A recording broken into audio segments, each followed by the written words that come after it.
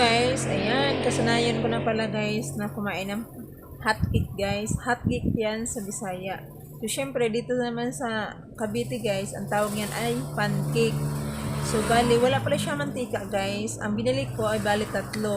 So, 6 pesos yung isa. So, bali 18. So, ang ginawa nila, ang ginawa ng taga-tinda, ginawa lang siya ng 3.20. So, kalaan mo yan. Nakakain ako ng 3 guys. O, di ba?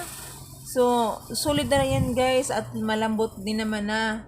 So, syempre, kita kayo nagtipid-tipid tayo at galing tayo sa bakasyon, kailangan natin na magtipid. So, ayan muna ang ginawa ko guys. Ito yung inaalmusal ko. Then, next na kain ko na yan guys ay gabi na. So, busog ka na guys. 3 piraso lang yan, pero busog ka na. So, akalaan mo yan sa halagang 20 pesos. Meron ka ng